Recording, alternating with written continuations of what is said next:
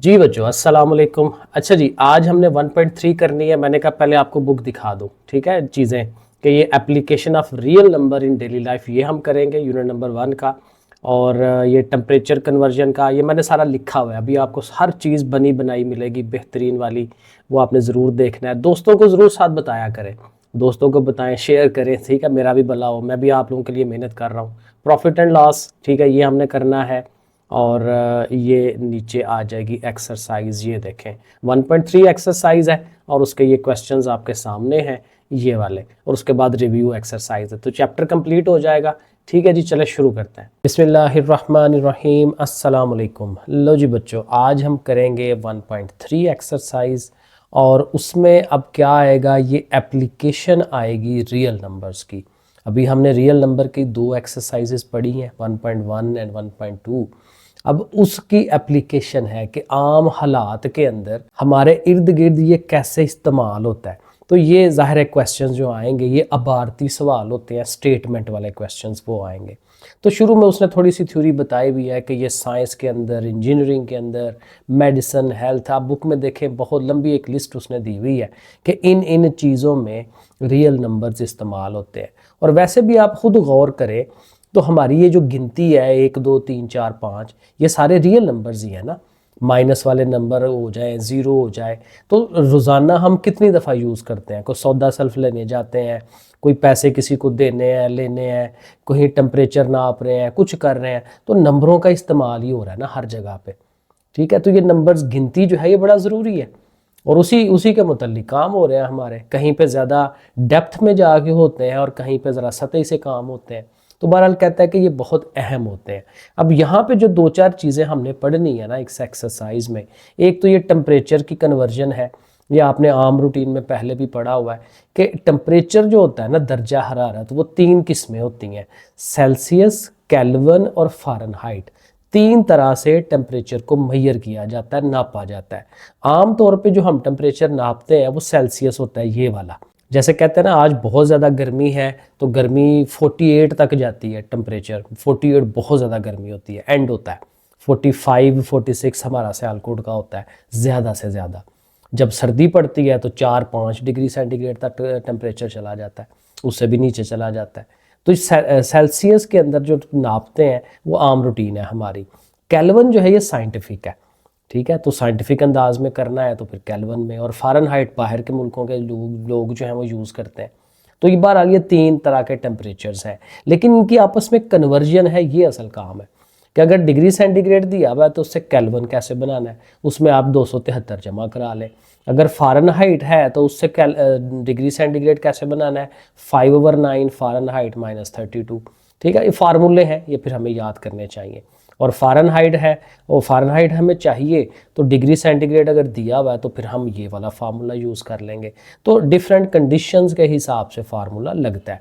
Profit loss वाले सवाल भी होते हैं, ज़ाहिर है वहाँ पे भी गिनती है सारी कि भाई कितना प्रॉफिट हुआ, कितना लॉस हुआ, कोई चीज़ ख़रीदी है, बेची है, क्योंकि ख़रीदना बेचना होता है ना प्रॉफिट। प्रॉफिट क्या होता है, selling price minus cost price. Cost price के जितने की आप खुद लेके आए हैं चीज़, ये कॉस्ट होती है हमारी, और सेलिंग प्राइस जो हम बेच रहे हैं, जितने की चीज़ बेच रहे हैं। ठीक है, अगर 150 की बेच रहे हैं और 100 की लाए थे तो 150 माइनस 100 करेंगे तो प्रॉफिट 50 रुपये बनेगा ना। तो ये इसका फार्मूला है। और प्रॉफिट को पी कह लें, सेलिंग प्राइस एस पी कह लें, उसको कॉस्ट प्राइस का सी पी कह लें। S P minus C P is equal to profit. और अगर प्रॉफिट की परसेंटेज बनानी है, फीसद में बनाना है, तो प्रॉफिट को ऊपर रखें। परसेंटेज बनाने का हमेशा का रूल याद रखें कि जिस चीज़ की भी परसेंटेज बनानी है, कहीं लॉस की, किसी और चीज़ की, उसको हमेशा ऊपर रखना है। नीचे हमेशा टोटल को रखते हैं। यहाँ पे हमारी कॉस्ट प्राइस है, जो हम खर्चा करते हैं ना, जो पैसा हमने लगाया, क्योंकि ये बिजनेस है। बिजनेस में जब प्रॉफिट मेजर किया जाता है तो हम ये देखते हैं कि हमने खुद पैसे कितने लगाए थे। तो जो खुद लगाते हैं कॉस्ट प्राइस, कितने की चीज़ खरीद के लाए थे, वो हमेशा नीचे आएगी, मल्टीप्लाइड बाय 100, क्योंकि परसेंटेज है। तो बहरहाल अभी हम ये इसका सवाल करेंगे, बेहतर समझ आएगा। और इसी तरह लॉस का भी वो फार्मूला बना दिया है, cost price minus selling price, कि कितने की लाए थे, कितने की बेची, माइनस किया, और उसी का परसेंटेज भी हम बना सकते हैं। तो ये बहरहाल थोड़ी सी थ्योरी है, अब एक्सरसाइज शुरू करते हैं और देखते हैं कि एक्चुअल सवाल उसने हमसे क्या पूछे हुए हैं। सो देखें, पहला क्वेश्चन है the sum of 3 consecutive integers. Sum कहते हैं जमा को, 3 हैं, कंसेक्यूटिव जो साथ साथ आते हैं, इंटीजर्स यही हमारे नंबर 1 2 3 4। तो कहता है 3 नंबर्स हैं आपके पास जो बिल्कुल साथ साथ हैं, जैसे 5 6 7 ऐसे बिल्कुल साथ साथ वाले। तो तीनों को सम करें तो वो कितना आता है 42, 42 आ जाता है। तो फाइंड द नंबर्स। तो बिल्कुल सिंपल सा सवाल है, हमने लेट कर लेना है, फर्ज कर लेना जी फर्स्ट नंबर जो है वो x है, सेकंड नंबर x+1 है और थर्ड x+2। देखें +1 क्यों किया है, क्योंकि पहला x है तो फिर एक और ऐड करें तो अगला, एक और ऐड करें तो अगला, तो फिर इसलिए x, x+1, x+2 ये 3 हमारे नंबर बनते हैं। अब जाहिर है उसने क्या कहा है, अकॉर्डिंग टू द क्वेश्चन हम लिखेंगे कि सवाल के मुताबिक क्या हो रहा है। तो सवाल के मुताबिक यही हो रहा है कि हमने इन तीनों को जमा करवाना है। x, x+1, x+2 सारे प्लस में आएंगे, इक्वल टू 42 होना चाहिए क्योंकि ये उसने बताया। तो अब इनको हम प्लस करवा लेंगे, 1x 1x 1x, तो 3 हो गए, 1 2 3, 3x और 1 और 2 मिलके ये भी 3, इधर 42। अब बाकी रूटीन का जैसे सॉल्व करवाते हैं, +3 उधर गया, -3, 42 में से 3 निकाल दें 39, 3 इधर मल्टीप्लाई है, जो जुड़े होते हैं ऐसे ये मल्टीप्लाई है, मैं पहले भी बड़ी दफ़ा बता चुका हूँ, क्योंकि दरमियान में प्लस माइनस नहीं है, ये मल्टीप्लाई है ज़रब। तो मल्टीप्लाई वाली चीज़ जब उधर आ जाती है तो डिवाइड करती है। 3 का टेबल पड़े, 3 1 जार 3, 3 3 जार 9, तो x की वैल्यू 13 हमें मिल गई। यानी x क्या था, पहला नंबर, तो पहला नंबर हमारे पास क्या आ गया 13। अब सेकंड नंबर क्या होना चाहिए, उससे एक अगला, हमने कहा था ना +1 करें उसमें, तो 13 और 1 14 हो जाना चाहिए, और उससे अगला 15। तो देखें 13 14 15, 13 14 15 जो है ये हमारे 2 नंबर्स आ जाएंगे। देखें ये क्वेश्चन बड़े इजीली आराम से हो गया। अब क्वेश्चन नंबर 2 थोड़ा सा अजीब शक्ल है, लेकिन बहरहाल है वैसे इजी है लेकिन अजीब शक्ल वाला है। द डायग्राम शोज, अब देखें ये एक डायग्राम बनी हुई है, मैं ऐसे ही आपको समझा देता हूँ। तो कहता है ये एक ना राइट एंगल ट्राइंगल है, क्योंकि जाहिर है यहाँ 90 का एंगल है, 90 का जाविया है, तो ये राइट एंगल है, कायमातुज़ जाविया उर्दू में हम इसको कहते होते थे। अब उसने ना ये बेस दी हुई है 3√+5। अब ज़ाहिर प्रॉपर नंबर नहीं है कि 3 है या 4 है, वो इस शक्ल में उसने दी हुई है। तो कहता है ये जो हाइट है ना AB, ये हमें मालूम करके दे, और साथ उसने इसका सारे का एरिया दिया हुआ है, इस सारे के अंदर ये बात हुई हुई है, ठीक है, एरिया भी है और बेस भी है। तो ये जो हाइट है ये हमने फाइंड करनी है। तो हम जब सोल्यूशन लेने लगेंगे हम लिखेंगे कि भाई एरिया ये दिया हुआ है, बेस ये दिया हुआ है, ये सवाल में दी हुई हैं चीज़ें। अब एरिया का फार्मूला लगा लेते हैं, area is equal to 1/2 base into height. ये हमारा ट्राइंगल का फार्मूला है, ये याद रखना है। ट्राइंगल का एरिया जब भी निकालना है 1/2 लाजमी लगाना है, बेस ये लेनी है और हाइट जो उसकी उतनी है ऊपर की तरफ उसके साथ मल्टीप्लाई करवाना होता है। तो अब इनकी वैल्यूज़ लगा देते हैं। एरिया हमारे पास है पहले से, वो वैल्यू लिख दें, 1/2 लिखें, बेस की वैल्यू 3√ और 5√ ली हुई है वो भी लिख देते हैं, और हाइट जो AB उसकी लेंथ है ना वो हमने फाइंड करनी है, ये वाली हाइट, तो उसकी जगह AB लिख लेते हैं। अब AB फाइंड करना है, तो जिसको फाइंड करना होता है उसको अकेला करें, जैसे रूटीन में मैंने आपको बताया हुआ है। तो ये सारी टर्में उठ के उधर चली जाएंगी। पहले तो ये देखें 2 ओवर में है, बटे में है, तो 2 उधर जाके मल्टीप्लाई होगा ना, ये डिवाइड कर रहा है, उधर मल्टीप्लाई की शक्ल में आ जाएगा उनके साथ।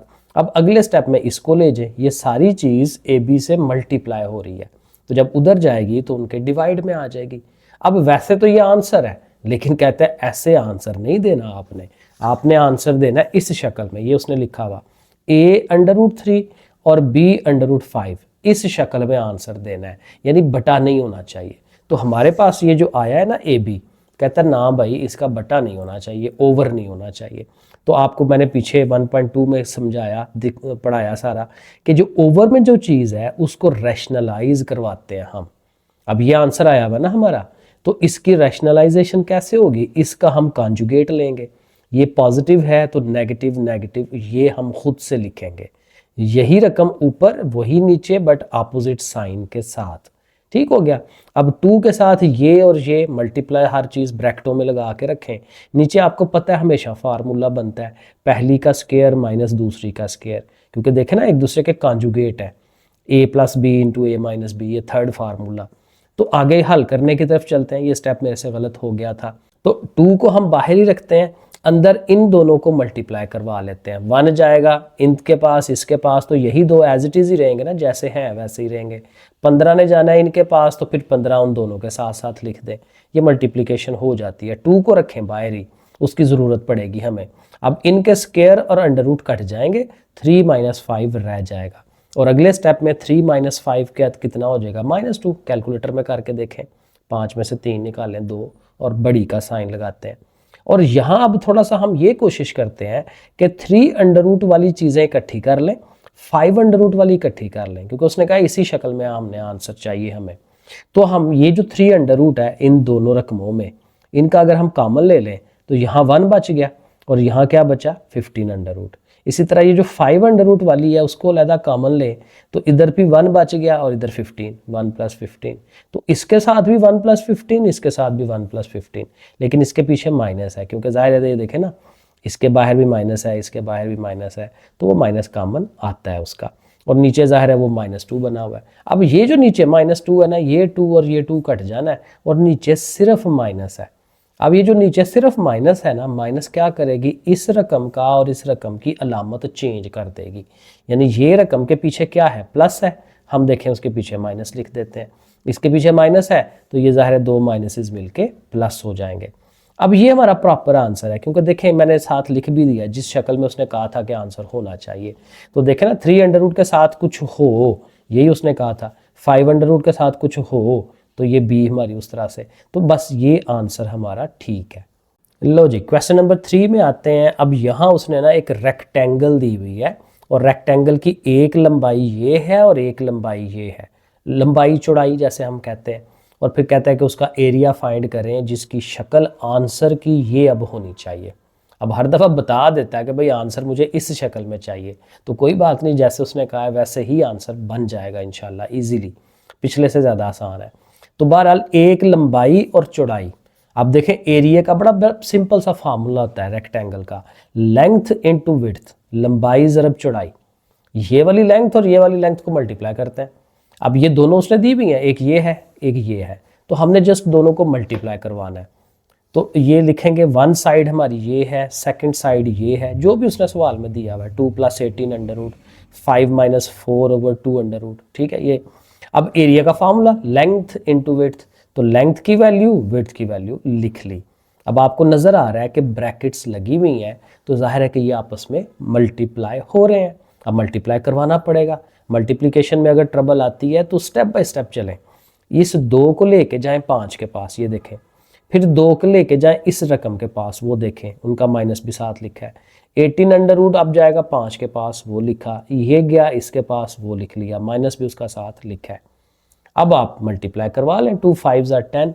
अब यहाँ मैंने थोड़ी सी ट्रिक यूज़ की है, ये बड़ी इंपॉर्टेंट है। असल में ना बटे में ओवर में अंडर रूट है। अंडर रूट बेसिकली ना ये होता है, अंडर रूट मैं अक्सर बोल देता हूँ, ये स्क्वायर रूट कहना चाहिए इसको। तो ये जो स्क्वायर रूट है ना, ये हमेशा याद रखें, ये आधी चीज़ होती है, क्योंकि इसकी मैंने पीछे भी बताया था, इसकी पावर 1/2 होती है। तो ये हाफ है और ये पूरी है और है भी 2 तो ये मैं ट्रिक ये यूज़ करूँगा कि ये जो ऊपर 2 पूरा है ना, उसको 2 हाफ पार्ट्स में डिवाइड कर लें, आधे आधे।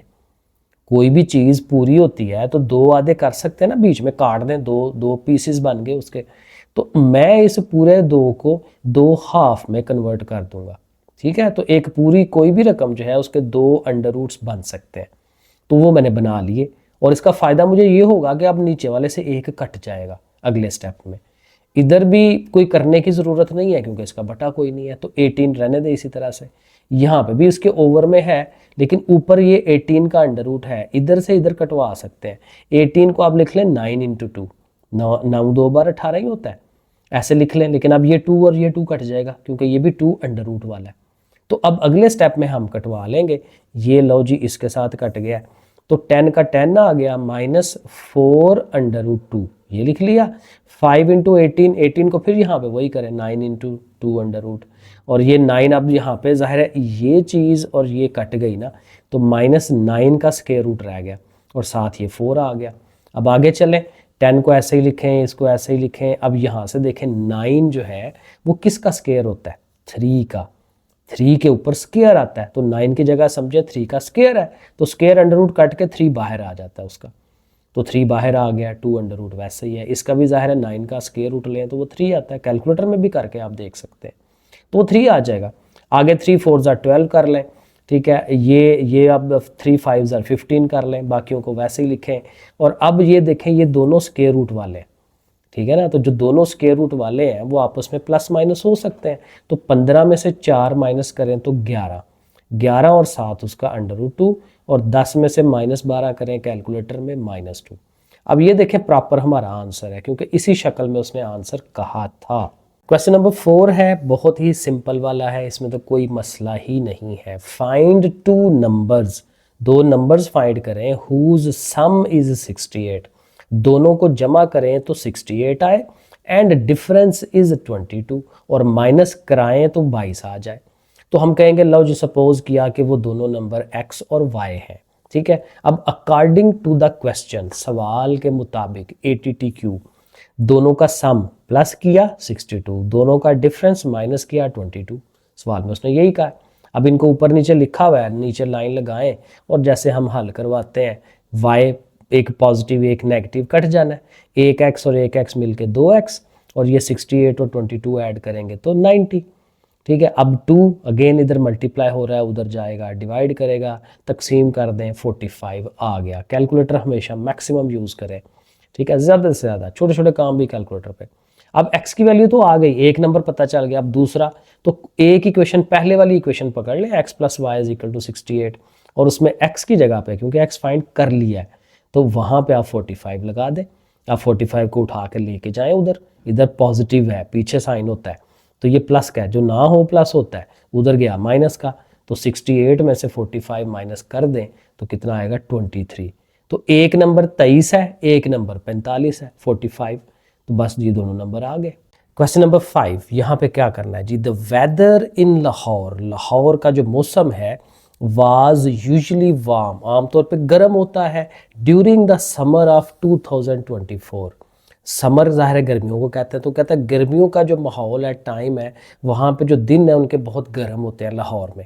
The TV news reported, TV की जो खबरें आती हैं वहाँ पे उन्होंने बताया है कि भाई ज़्यादा से ज़्यादा इस दफ़ा जो टेम्परेचर हुआ है वो 48 डिग्री सेंटीग्रेड है। तो इसको आपने फ़ारेनहाइट में कन्वर्ट करना है, तो जाहिर है फ़ारेनहाइट का फार्मूला हमने याद किया होगा, तो हम लिखेंगे कि डिग्री सेंटीग्रेड 48 है, फ़ारेनहाइट हमने फाइंड करना है, ऐसे स्टेप बनाएंगे ना। तो फ़ारेनहाइट = 9/5 डिग्री सेंटीग्रेड + 32, तो ये इसका फार्मूला है। तो डिग्री सेंटीग्रेड 48 है, उसकी जगह हम 48 लिख देंगे। अब कैसे स्टेप करना है, पहले इनको मल्टीप्लाई करवा लें, 9 × 48 कर लें, ये 432 बन जाएगा, ओवर में 5 है, 7 32 प्लस का आता जाएगा, फिर 5 पे इसको तकसीम कराएं, प्लस एंड पे होता है, ठीक है, डिवाइड करें 86.4, और अब इनको जमा करवा लें 118.4। तो देखें बिल्कुल छोटा सा सवाल है, स्टेप बाय स्टेप होता जाएगा। Question number 6, the sum of the ages of the father and the son, कहता है जी दोनों बाप बेटा हैं और दोनों की जो उम्रें हैं अगर प्लस कर ली जाएं तो 72 साल बनती है अभी, ठीक है, अभी के अभी। तो 6 years ago, 6 साल अगर हम पीछे चले जाएं तो बाप की जो उम्र है वो 2 times होगी एज ऑफ द सन, सन की उम्र से बाप की जो उम्र है वो डबल होगी अगर हम 6 साल पीछे जाएं। What was the age of the son 6 years ago, तो 6 साल पहले बेटे की उम्र कितनी थी। तो कोई मसला नहीं है, बड़ा इजी सवाल है। अब पहले 2 चीज़ें बनानी है, एक तो अभी क्या हो रहा है और एक 6 साल पीछे क्या हुआ था। तो अभी क्या है कि एज ऑफ द सन हम फर्ज कर लेते हैं x है, age of the father y। अब जाहिर अभी पता है कि दोनों को प्लस करें तो 72 होना चाहिए, तो ये आप पहली इक्वेशन बना के रख लें। अब 6 साल पीछे चले जाएं, अब 6 साल जब पीछे जाना है तो जो उम्र उसकी सन की बनी हुई है x, उसमें से 6 माइनस करें। अब देखें ना, मिसाल के तौर पर बेटा 20 साल का है अभी, तो 6 साल पे पीछे कितने साल का होगा, 14 का, क्योंकि 20 में से 6 माइनस करेंगे। तो इसी तरह फादर की उम्र में से भी 6 माइनस करना है। तो अब 6 साल पीछे उनकी ये 2 उम्रें हैं, ठीक है। अब इनका रिलेशन बनाना है, ये जो सबसे अहम काम होता है इस सवाल का। तो आपने लिखना है अकॉर्डिंग टू द क्वेश्चन, कि भाई एक तरफ लिख लें x-6 यानी बेटे की जो उम्र है और एक तरफ बाप की उम्र लिख लें। अब दोनों को हमने ना बराबर लाना है। अब हमें पता है कि बाप की जो उम्र है वो डबल है, ऐसे ही है ना। अगर बाप फॉर एग्जांपल 40 साल का है तो वो 20 साल का होगा, तो 40 और 20 बराबर तो नहीं होते। हम क्या करते हैं कि जो जो 20 साल का है उसको डबल करेंगे ताकि वो भी 40 हो जाए और दोनों बराबर हो जाए। तो फिर टोटका ये होता है इसमें कि जिसको वो डबल कह रहा है, बाप की उम्र डबल है, तो आप उसकी उल्टी साइड पे बेटे की उम्र को डबल कर दें। ये काम हमने करना है। तो इधर हमने 2 लगा देना है। डबल का मतलब 2 से मल्टीप्लाई। अब यहाँ इसको आप हल कर लें। 2 से मल्टीप्लाई 2x, 2 6 12, उधर ये ऐसे ही, और -6 को भी उठा के इधर ले आए। ठीक है, 2x - 12 हुआ, -6 इधर आया तो प्लस का हो गया, और -12 जमा 6 करें तो -6 आता है। कैलकुलेटर में कर ले, ठीक है ना। एक पॉजिटिव हो एक नेगेटिव हो तो ये सब्ट्रैक्ट होती हैं, 12 में से 6 निकलता है। कैलकुलेटर में भी हो सकता है, जुबानी भी हो सकता है। बड़ी रकम की अलामत लगाते हैं। अब ये y = समथिंग है। अब क्या करें, अब आप पहली वाली इक्वेशन को सामने लाएं, x + y = 72 को, थोड़ा सा हिल जाता है ये। अच्छा, तो इसमें y की ये वैल्यू पुट करा दें। y किसके बराबर है, 2x - 6 के। सो देखें y की जगह पे हम 2x - 6 लिख लेंगे। अब क्या होगा कि ये सारा x की शक्ल में है, तो x का आंसर बड़ा इजीली आ जाएगा। 2x और एक x 3x, -6 उठा के उधर ले जाएं प्लस हो जाएगा। 72 और 6 78, और 3 अब जाहिर है इधर मल्टीप्लाई है, उधर जाके इसने डिवाइड करना है। तो डिवाइड जब करेगा 78 को, सो देखें डिवाइड किया तो 26 जो आंसर है वो बनता है। बेटे की उम्र अभी, क्योंकि x की वैल्यू जो है वो अभी है। ठीक है, अब y बाप की उम्र भी निकाल सकते हैं, लेकिन वैसे उसने पूछी नहीं है तो इसका फायदा कोई नहीं है। अगर पूछे तो फिर जाहिर है हम निकाल के देंगे उसे। तो बेटे की अभी की उम्र 26 साल है, तो हमें ये बताना था कि 6 साल पीछे कितनी उम्र है। तो 6 साल पीछे बिफोर 6 ईयर्स कितना हो जाएगा, 20 ईयर्स। ठीक है ना, 26 का अब है तो 6 साल पीछे ले जाए तो 20 का हो जाएगा। तो ये हमने उसको आंसर दे दिया, अल्टीमेट ये आंसर बनता है हमारा। आगे चले क्वेश्चन नंबर 7 में। यहाँ थोड़ी सी गलती है उसकी, क्योंकि उसने लिखा है मिर्हा सेल्स अ टॉय। मिर्हा जो है एक टॉय खिलौना उसको बेचती है इतने का। What will be the selling price. अब दोबारा वो पूछता है सेलिंग प्राइस क्या होगी, बेचने की कीमत क्या होगी। जब खुद ही पहले बता रहा है तो फिर दोबारा क्या पूछना है। तो यहाँ मिस्टेक ये हुई है कि ये जो सेल है ना, ये सेल नहीं है, यहाँ बॉट है। कि मिर्हा ने एक टॉय खरीदा है इतने का, खरीदा है, यहाँ पे बॉट आएगा। 1520 का खरीदा है तो कितने का बेचेगी अगर उसे 15% प्रॉफिट लेना है। तो अब सवाल बड़ा सिंपल हो जाता है। आप लिखेंगे कॉस्ट प्राइस, क्योंकि जितनी हम खरीद के ला रहे हैं वो कॉस्ट प्राइस होती है, वो 1520 रुपये है। प्रॉफिट हम लेना चाह रहे हैं 15%। ठीक है कि भाई इतना मुनाफा तो हमें लेना है ना, ठीक है, हमें को फ़ायदा भी तो हो। तो प्रॉफिट अब कितना, पैसे कितने होंगे, तो वो पैसे हम बड़े इजीली फाइंड कर सकते हैं। 15 के साथ देखें परसेंटेज है ना, तो परसेंटेज का 100 ओवर में लगाते हैं। ठीक है, साथ मल्टीप्लाइड बाय ये जो अमाउंट है वो लिखें। अब यहाँ से आप पहले इनको मल्टीप्लाई, कैलकुलेटर पकड़े, इन दोनों को ज़रब दें, वो ये आ जाएगा। नीचे 100 लिखें। अब 100 से डिवाइड करेंगे ना तो इजीली हो जाएगा। 2 0 2 0 कटवा दें, 228 रुपये। मतलब कि हमें 228 एक्स्ट्रा लेने चाहिए 1520 से ज़्यादा। तो 1520 में 228 को हम जमा करवाएंगे। ठीक है, वो देखें कास्ट प्राइस में प्रॉफिट जमा करा लें तो दोनों मिलके 1748 रुपये, 1748 1748 रुपीज़ का बेचेंगे। तो फिर हमें 228 रुपये प्रॉफिट होगा, जो कि 15% बनता है। तो ये हमने बिल्कुल उसको सही कर दिया है। Question number 8, second last question है, the annual income of Tayyab. बड़ा इजी सवाल है। कहता है तैयब जो है ना पूरे साल में 9,60,000 कमाता है। ठीक है, वट क्या है आगे, वाइल द एग्जेम्प्टेड अमाउंट। अब गवर्नमेंट क्या करती है, उसको एग्जेम्पशन देती है कि पहले जो 1,30,000 रुपये है ना, उस पर हमने कोई टैक्स नहीं लेना आपसे। How much tax would he have to pay at the rate of इतने। तो बाकी जो पैसे रह जाते हैं उस पे फिर उसको कितना टैक्स पे करना पड़ेगा। तो बड़ा इजी काम है। पहले तो आप लिखें, स्टेप बना लें, टोटल इनकम इतनी है, एग्जेम्पशन जो है वो 1,30,000 पे है, तो रिमेनिंग कितने रह गए, 960 में से 1,30 निकाल दें तो 8,30,000 बनते हैं। अब इस रकम के ऊपर उसको लगना है टैक्स।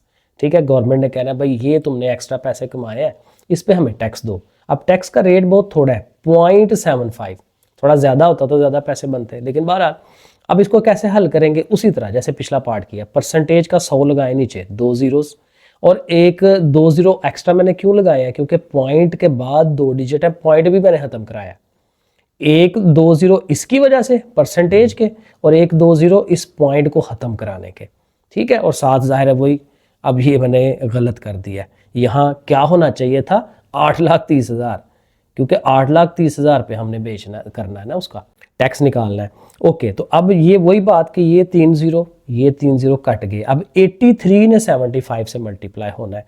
अब मुझे नहीं पता ज़ुबानी क्या आता है, आप 83 को 75 से ज़रब दें तो जो आता है वो आप आंसर लिख लें।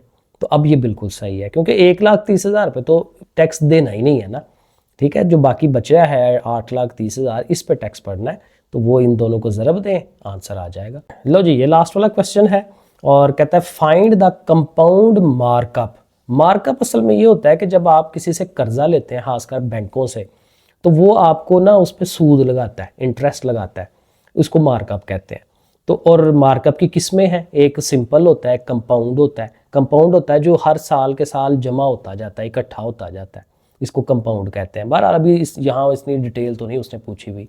तो कहता है आपने इतने पैसे गवर्नमेंट से लेने हैं या बैंक से कर्जा लिया हुआ है 3,75,000 रुपये एक साल के लिए, for 1 year eight the rate of 14%, क्योंकि जब वो कर्जा देते हैं तो कहते हैं भाई हमने इतने परसेंट के हिसाब से लेने हैं आपने आपसे एक्स्ट्रा पैसे, ठीक है। तो वो जो एक्स्ट्रा पैसे हैं वो कितने बनते हैं वो हमने बताने हैं।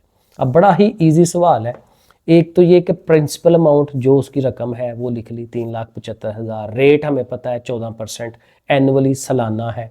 तो फिर सिंपल काम कि परसेंटेज का 100 नीचे लगा लें और मल्टीप्लाइड बाय वही अमाउंट लिख दें, 2 ज़ीरो कटवा दें और 14 को और 3750 को ज़रब दिला दें, तो 52,500।